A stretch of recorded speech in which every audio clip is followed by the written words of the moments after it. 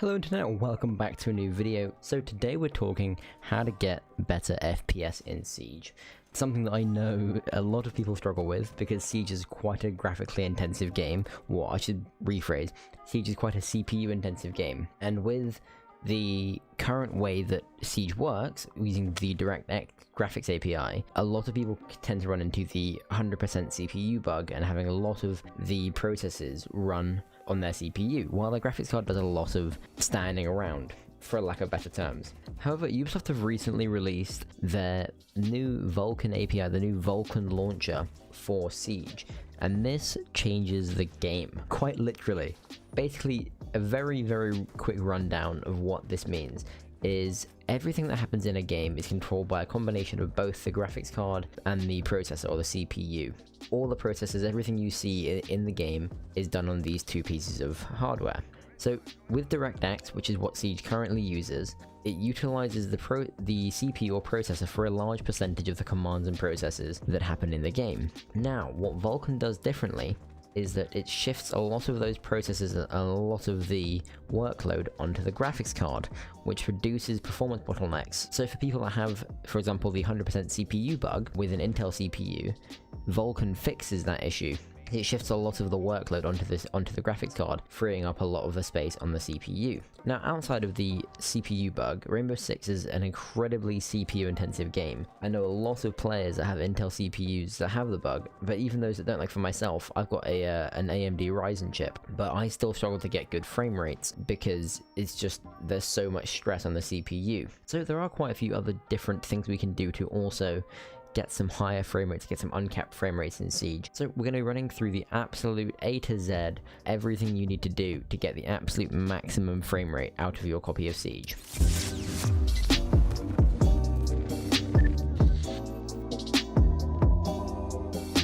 Right, so our first port of call, if you've got an NVIDIA graphics card, which I would guess most of you do, you can come down here and open up the NVIDIA GeForce Experience.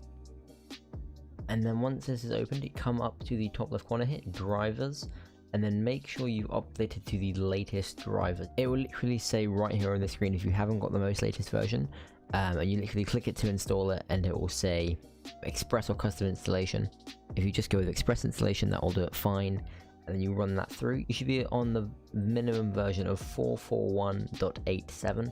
I'm obviously recording this a bit later, so I'm on a newer version, but that's the minimum version required to work with the Vulkan API in Siege. So next, if you come and open up your PC directory, go to this PC, and then you click on whichever hard drive you've got your Siege installed on, come to Properties, and click Disk Cleanup, and it will run through. It'll ask you on this screen what you want to do. Make sure you click everything here and do clean up the system files. It will ask you for admin access, but I assume you can give it that, and then let that run its course. So then once that's gone through, the next step is if you come down to your search bar again, you go %temp%, open up this folder here, and go Control-A to select everything in the folder, and press delete. It will run through it and it'll ask you to, and it will say you can't complete some actions. Obviously just skip over those ones that are still being accessed and used by your PC. Basically you want to go through all the ones that you can. Obviously got quite a few that are being used. And there we go, skip through that now. So we'll recycle all of those folders and items. So our next step, if we come back to our hard drive screen here, we go to Open Settings. It'll bring up the control panel. If you search for Power Settings in this menu here, and then come down here to Edit Power Plan, go to Change Advanced Power Settings, and make sure that this drop down box here is on High Performance. It should normally be on Balanced, I believe, so just make sure it's on High Performance. This will change a little bit of how your screen looks and how some things get rendered onto your screen, but it will give you higher frame rates in Siege, and that's all that matters. So once we've done that, still in the control panel, we want to go up to the search bar here and go Advanced System Settings. This will pop up here, System, click View Advanced System Settings. Click here, come to Advanced, come under Performance here, click Settings, and then make sure under the visual effects you got adjust for best performance. I think by default it's set to best appearance, so make sure you're on best performance. Again, click OK, click through that. So now we've gone through all of the actual PC settings to optimize your PC. All of these things we've just done will help you with FPS in every game. Now this is going to be strictly siege related things, so if we come down to our PC again, we go to your My Documents folder under this PC, find where your My Games folder is, click on My Games, open up Rainbow Six Siege. Now, depending on how many accounts you've got, I've got two. I've got one Smurf and one main account. Click on your main account, open up your game settings.ini folder, and then you want to scroll all the way down to where it says display here, and where it says FPS limit, set this to whatever.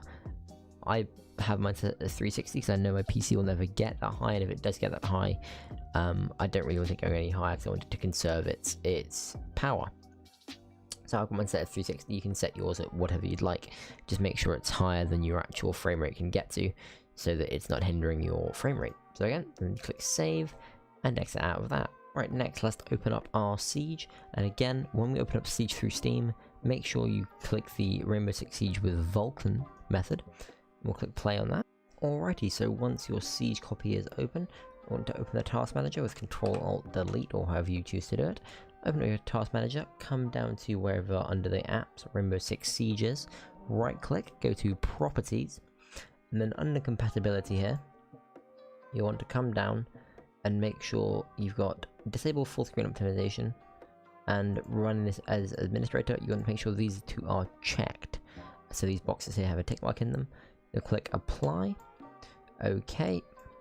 So last but not least, you want to come over here to Properties on your Steam game, on your Siege, and under General here you'll see Enable Steam Overlay. This will be checked by default, but you want to uncheck this, and then you'll make sure to save that and apply it and close it.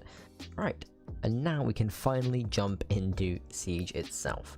So for me personally, I've got a 144Hz monitor, so I choose to use obviously 144Hz. Most importantly, however, in this menu is you'll want to set your VSync to off. Make sure this is off, and make sure widescreen letterbox is off as well. So then in the next tab, graphics, you can come over here. Now again, obviously all of this is personal preference, but for the absolute maximum frame rate, I personally go with low textures. I don't really care what my guns look like, I'd rather be able to see enemies. I've got my texture filtering set to 16 times. Basically, the texture filtering increases the fidelity of an image in game when you're at an angle to it, and so it makes it so textures and things further away don't pop in and out of existence so much, and it just looks better at the further distances. Again, making it see easier. LOD quality at low. Shading low, shadow quality I run at medium so we can see shadows. Having this at low isn't really recommended because having shadows in Siege, although it doesn't play that big a part, can be helpful. Reflections on low, ambient occlusion on off, lens effects on off, depth of field off, and anti-aliasing off. So that is about everything. We click benchmark here, we'll run a benchmark for my graphic settings and we'll just see what we can get here while I'm recording.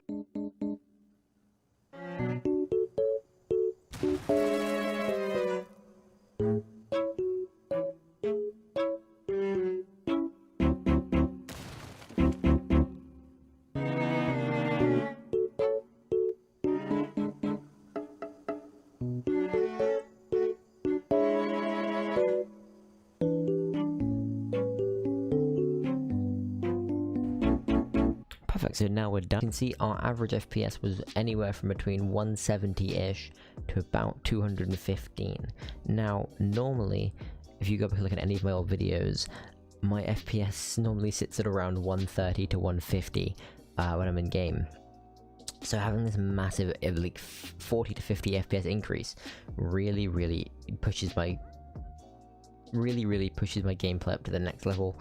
You know, obviously more FPS, the the smoother your gameplay is, the better you can play, etc, etc. So proof that this actually really works and I'm not just talking out of my asshole.